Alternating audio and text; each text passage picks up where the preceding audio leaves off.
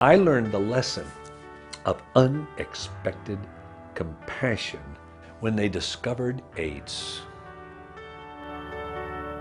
People were living in fear, everything of AIDS. Nobody knew how you really caught it. You know, they talk about being stung by a bee, by mosquitoes, with the blood, exchanging the blood and all, kissing, everything. And there was so much ignorance about it. So our ministry put on the first, I think it was the first ever National AIDS Conference. But what stuck in my mind and taught me a lesson, one of the men known nationally on it, he'd gotten AIDS through a blood transfusion. Well, of course, it was picked up nationwide because of all the fear, everything else. Well, he was a believer.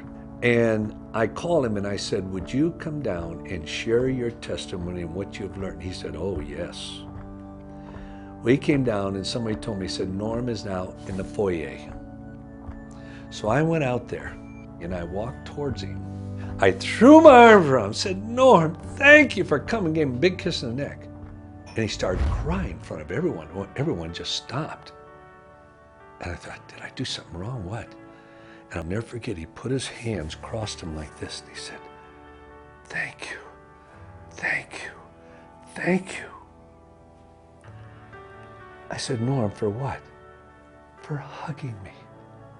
You don't know what that means. He said, everyone, as soon as they find out I have AIDS, they don't even know they're doing it. They take a step backwards. He said, Josh, it makes you feel so dirty. It just makes you just cringe and want to die. And he said, you didn't. You gave me a hug and just tear. Oh man, I started crying. And you know, God taught me the lesson that day of Christian compassion, even in the light of fear. Now, I can't say I was courageous in doing that because I didn't even think about it.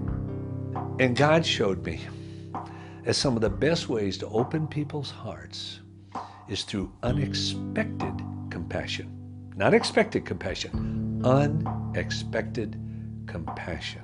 And I learned then that I'm not ashamed of the gospel of Jesus Christ, for it's the power of God unto salvation to anyone who believes.